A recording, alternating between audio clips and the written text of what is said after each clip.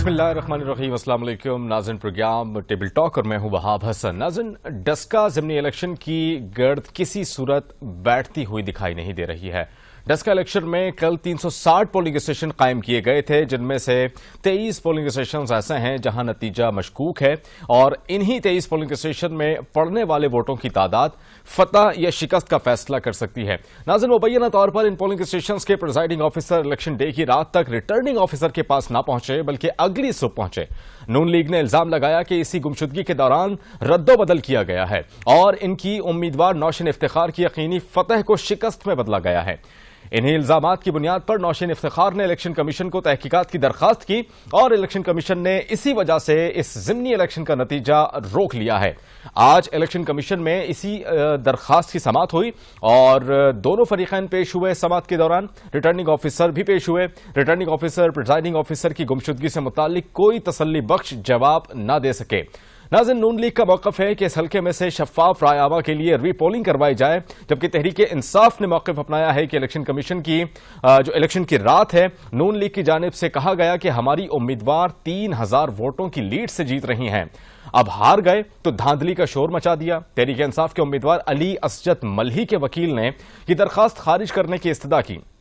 नाज़रीन, इसी दौरान इस इलेक्शन की बहस में एंट्री दी वजीर आजम इमरान खान ने और उन्होंने अपने उम्मीदवार अली असजद मल्ही को हिदायत की कि इलेक्शन कमीशन को दरखास्त दें और खुद दरखास्त दें, मुतनाज़ा हल्कों में रीपोलिंग करवाई जाए। इस दरखास्त के जो मतन में यह लिखा जाए, अगरचा नून लीग रीपोलिंग से कम किसी ऑप्शन पर राजी होती नजर नहीं आ रही, ताहम इस बाबत पर हतमी फैसला इलेक्शन कमीशन को ही करना चाहिए। आज की समाअत के दौरान भी चीफ इलेक्शन कमिश्नर ने कहा कि नतीजा इसी सूरत जारी होगा जब मामला साफ होगा, वरना रीपोलिंग हो सकती है। अब देखना यह है कि नाज़रीन के इलेक्शन कमीशन क्या फैसला करता है इस हल्के से मुतालिक, इस इलेक्शन से मुतालिक, क्योंकि इस केस की समाअत 25 फरवरी यानी कि जुमेरात तक मुलतवी की जा चुकी है। यहां कुछ अहम सवालात ये भी पैदा होते हैं कि क्या रीपोलिंग होगी, री इलेक्शन या अली असजद मल्ही की फतह का रिजल्ट जारी होगा? क्या नून लीग 23 पोलिंग स्टेशन में रीपोलिंग को मान लेगी? अगर वजीर आजम शफाफ इलेक्शन चाहते थे तो इलेक्शन से कबल इंतजामिया क्यों बेलगाम थी? नाज़रीन, दूसरी तरफ NA 75 डस्का के ज़िमनी इलेक्शन में रिटर्निंग ऑफिसर ने बदनज़मी की तफसीलात इलेक्शन कमीशन के सामने रखी। Chief election commissioner Sikandar Sultan Raja की सरबराही में 5 रुकनी बेंच ने NA 75 डस्का के ज़िमनी इलेक्शन में नताइज गायब होने के मामले की समाअत की, जिस सिलसिले में हल्के के RO इलेक्शन कमीशन में पेश हुए। रिटर्निंग ऑफिसर ने इलेक्शन कमीशन को बताया कि हल्के में 360 पोलिंग स्टेशन थे और 1:45 बजे तक 305 पोलिंग स्टेशन के नताइज, 337 पोलिंग स्टेशन का इंदराज 3:30 बजे तक हो चुका था। इसी पर मजीद बात करने के लिए हमारे साथ मौजूद होंगे इमरान याकूब साहब मौजूद होंगे, तज्जियाकार हैं, अली मुमताज साहब होंगे, सीनियर सहाफ़ी हैं। सबसे पहले मैं अपने सवालात का आगाज कर लेता हूं अली मुमताज साहब से। अली साहब, सबसे पहले इस हल्के से मुतालिक मैं आपसे जानना चाहूंगा, ये सारा मामला चल रहा है, क्या रीपोलिंग हो सकती है आपके तजज़िये के मुताबिक? जो सारी मामलात हैं एक दूसरे के ऊपर इल्जाम तराशी की जा रही है, नून लीग कहती है कि धांधली करवाई है, पाकिस्तान तहरीक इंसाफ ने अपनी शिकस्त सामने देखते हुए ये सारा जो सिचुएशन है वो क्रिएट की गई है, आप क्या कहेंगे इस पर? मेरी नजर में रीपोलिंग हो भी सकती है और होनी भी चाहिए, लेकिन मामला जो है वो सिर्फ इन 23 पोलिंग स्टेशंस की रीपोलिंग की हद तक महदूद नहीं होना चाहिए फिर, क्योंकि जब PMLN ने इतना ज्यादा शोर ये किया है कि जी उस दिन फायरिंग हुई और गो स्लो कर दिया गया था PTI की तरफ से, फायरिंग करके, बदनज़मी करके, हालात खराब करके, जहां जहां PMLN के वोटर ज्यादा थे, PMLN के मुताबिक वहां पर फायरिंग हुई और फिर फायरिंग के बाद वहां पे लोगों ने उस तरह से आके अपने वोट को पोल नहीं किया। तो फिर अगर आपने इस हल्के में जाना ही है रीपोल पे, तो फिर पूरे हल्के पे ही रीपोलिंग करवा लें आप, ताकि एक दफा जो है वो मामला क्लियर हो जाए। जहां तक बात है इन 20 पोलिंग स्टेशंस की, यहाँ जिनको 23 पोलिंग स्टेशंस कहा जा रहा है, उन 23 पोलिंग स्टेशंस की कहानी कुछ यूं है कि जो 3 पोलिंग स्टेशंस हैं, यानी कि 337 से 340 तक के पोलिंग स्टेशंस, यहां पर नताइज जब मिले तो प्रिजाइडिंग ऑफिसर की तरफ से जो रिजल्ट दिया गया वो सही से रीडेबल नहीं था, जिसकी वजह से उसको होल्ड किया गया। और जब उसको होल्ड किया गया, वो देकर नतीजा प्रिजाइडिंग ऑफिसर चला गया, नतीजे को होल्ड किया गया, और जो बाकी 20 पोलिंग स्टेशंस हैं जिनका अमला इकट्ठा सुबह में पुलिस की गाड़ियों में 2-3 मुख्तलिफ गाड़ियों में टोलियों की सूरत में वो आया, और सुबह तकरीबन 6:30-7 बजे आया, और जब वो अमला आया तो उसके अंदर खवातीन भी थी, मर्द भी थे, और वहां पर पहरा बाकायदा दिया जा रहा था RO के दफ्तर में PMLN की तरफ से।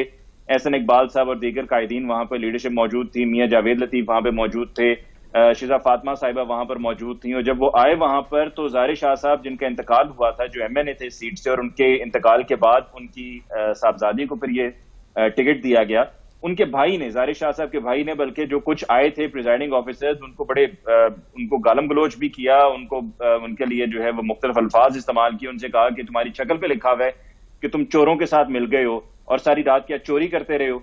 तो जब अगर रीपोलिंग होनी है तो फिर रीपोलिंग पूरे हल्के में भी हो सकती है, और इन जब 20 या 23 पोलिंग स्टेशन पे रीपोलिंग होगी तो नताइज तो तब भी सामने आ सकते हैं, लेकिन हो सकता है कि वो PTI को इतना ज्यादा सूट ना करता हो, क्योंकि फिर इन 23 पोलिंग स्टेशन पे आप समझें कि PMLN की लीडरशिप की तरफ से जो है वो सिर्फ पहले तो पैरे की एक फॉर्म दी गई थी, अब एक मजीद एडवांस फॉर्म होगी जिसमें सब के सब इन 23 पोलिंग स्टेशन पे मौजूद होंगे और वहां पे पहरा दे रहे होंगे कि वोट वहां पर पोलिंग के दौरान कोई गड़बड़ ना हो, और फिर उसके बाद जब वोट लेकर वहां प्रिजाइडिंग ऑफिसर ने पहुंचना है RO के दफ्तर तो उसके अंदर कोई गड़बड़ ना हो, और फिर RO के दफ्तर में भी कोई गड़बड़ ना हो। तो अब ये देखना है कि इलेक्शन कमीशन इस पर फैसला क्या करता है। इमरान खान साहब की तरफ से जो एक गैर जानिबदारी का मुजाहरा किया गया, और उन्होंने अली असद वली साहब से कहा है कि जी आप इन 20 या 23 पोलिंग स्टेशन पे दोबारा रीपोल करवा लें, तो इमरान खान साहब को चाहिए था कि जब वो पहले लोग वहां पर जब गायब हुए थे, उनके गायब होने को और उनके गायब होने के बाद उनकी बरामदगी जो है, या उनकी बाजियाबी कहना चाहिए, उनकी बाजियाबी जो है वो जल्द अज जल्द हो जाती ताकि मामला इतना ज्यादा कॉम्प्लिकेट ना होता। तो PTI की गवर्नमेंट ने ये बिल्कुल सही कहा है। शिबली फराज साहब ने गालिबन आज ही ये बात कही अपने प्रेस कॉन्फ्रेंस में, वो कह रहे थे कि जी हमें तो इन चीजों का पता ही नहीं, हमें ये चीजें करनी नहीं आती। उन्होंने बिल्कुल ठीक कहा, उनको करनी नहीं आती, इसलिए उन्होंने सही से की नहीं, जो उन्होंने किया उनसे सही से हुआ नहीं। ठीक है। अच्छा, अली मुख्तार साहब, आपने भी वहां वोट कास्ट किया, वहां पर आप खुद बजाते खुद मौजूद थे।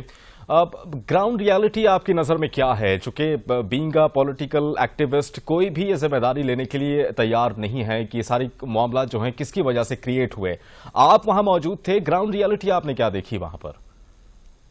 देखिए, ये मामला सिर्फ इस वजह से कंट्रोल से बाहर हुए कि पहले PTI को यही लग रहा था कि हम जीत रहे हैं। 337 पोलिंग स्टेशन तक 3047 वोट्स की जब लीड हो गई PMLN की, तो उस वक्त घबराहट शुरू हुई। प्राइम मिनिस्टर इमरान खान साहब कहते हैं घबराना नहीं है, लेकिन उस वक्त जेन्युइनली घबराहट शुरू हुई, और घबराहट उन लोगों के लिए हुई जिनको इस जिम्मेदारी सौंपी गई थी कि इस हल्के के अंदर शिकस्त नहीं होनी चाहिए, ये हमें कौमी असेंबली की सीट चाहिए, और सेनेट के इलेक्शन से पहले ये सीट बहुत ज्यादा हमारे लिए इंपॉर्टेंट है, इसको गंवाना नहीं है, हाथ से ये जाए ना।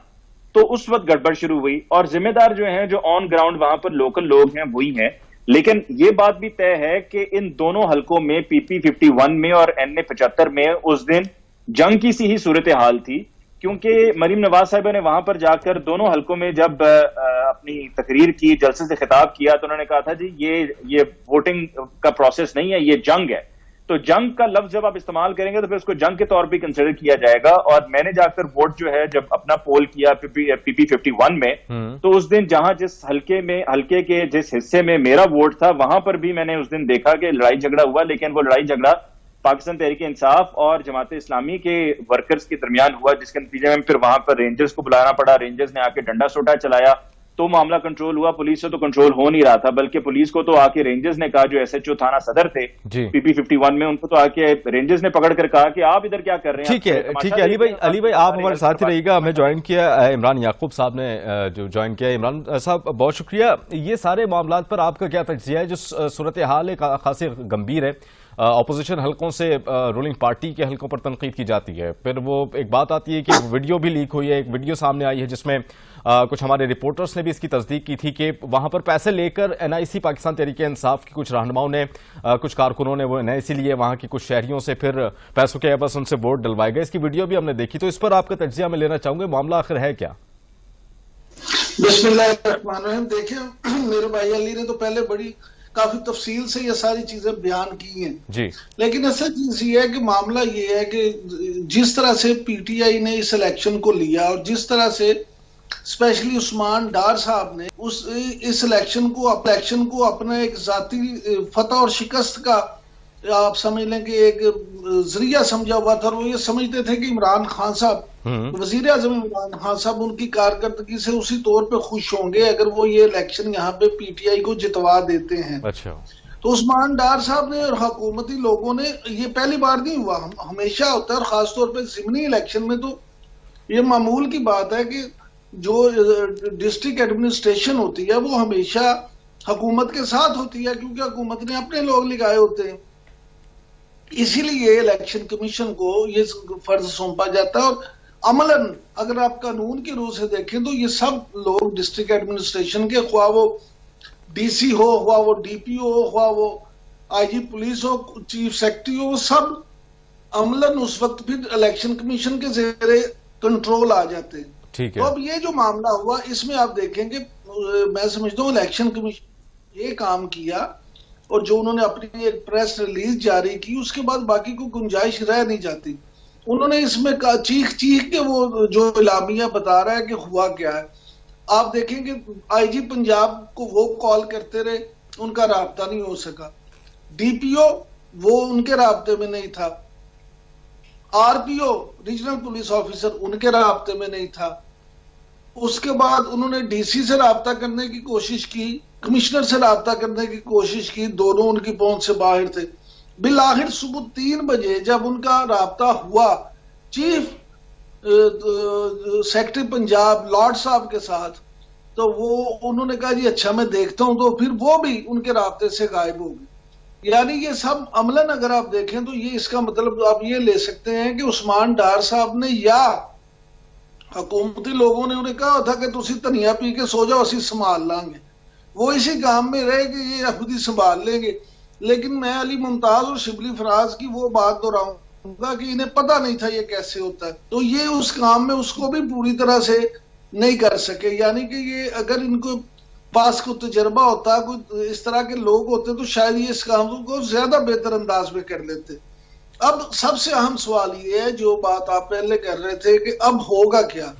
तो अगर ये 23 हल्कों में करवाते हैं इलेक्शन, 20 हल्के वो जिनके लोग गायब हुए थे और 3 वो जिनके उनमें पहले शक था, तो फिर उससे मैं समझता हूं कि मुस्लिम लीग नून ने तो वाज़िह अल्फाज में कह दिया कि हम ये नहीं करेंगे। लेकिन मैं समझता हूं कि वज़ीर आज़म इमरान खान साहब की एक तरह से देखा जाए तो एक अच्छी पेशकश जरूर है कि उन्होंने एक नई कम से कम यहाँ रवायत डालने की कोशिश की है कि ठीक है हम वो करवा लेते हैं, क्योंकि शोर इतना मच गया। वो कहते हैं ना मरता क्या ना करता, तो उसके मुसादिक उनको ये मानना पड़ा। वो इमरान खान साहब कहते हैं कि पूरे हल्के में अगर करवाना चाहें इलेक्शंस तो पूरे हल्के के लिए भी हम तैयार हैं कि अगर इलेक्शंस करवाना चाहें तो। हाँ जी, लेकिन अब इशू ये है कि पीटीआई को ये सूट नहीं ना करेगा, क्योंकि पीटीआई, आप एक चीज को समझिए कि इलेक्शन कैंपेन में जितने पैसे लगते हैं उतना ही खर्चा इलेक्शन वाले दिन में भी होता है। अब आप अली असजद मल्ली पहले ही सीट पे 2 दफा ये खर्चे कर चुके हैं। पहली दफा में जो आम इंतखाबात 2018 के हुए थे उसमें भी वही यहाँ से कैंडिडेट थे, और उसके बाद अब इस दफा भी उन्होंने भरपूर खर्चा किया है। अब मामला ये है कि उस्मान डार साहब अपनी इज्जत बचाते बचाते इमरान खान की इज्जत जो है उसको भी दाव पे लगा गए। वो कहते हैं ना नादान दोस्त से दाना दुश्मन अच्छा। तो मैं समझता हूँ कि इमरान खान साहब को ऐसे मशीरों की, ऐसे दोस्तों की जरूरत है जो कम से कम उन्हें सही मशवरा दे सके। अच्छा इमरान साहब, ये आप समझते हैं जो पोलिंग हुई है, इलेक्शंस हुए हैं ज़िमनी इलेक्शन इन 2 हल्कों में, इसको कलअदम भी करार दिया जा सकता है? इस सारी सिचुएशन को देखने के बाद जिस तरह से केस भी चल रहा है, इलेक्शन कमीशन में समाअत भी हुई, तो कलअदम भी करार दिया जा सकता है इस इलेक्शन को, पूरे इलेक्शन को? बिल्कुल दिया जा सकता है, इसमें तो कोई ऐसी बात नहीं। और अगर कलअदम भी करार देते हैं तो फिर भी नए सिरे से इलेक्शन होंगे, नया शेड्यूल आएगा और दोबारा इलेक्शन होंगे। ठीक है, फिर चले ठीक है, दोबारा से इलेक्शन होते हैं तो आप समझते हैं फिर जिम्मेदारी गवर्नमेंट की होगी कि इस इलेक्शन को साफ और शफाफ बनाया जाए? अगर इमरान खान साहब पहले से ये बात कहते थे कि इलेक्शन में कोई किसी किस्म की धांधली नहीं होगी, बदनज़मी नहीं होगी, फिर उसके बावजूद भी सारी सिचुएशन क्रिएट हुई, तो जिम्मेदार तो आप समझते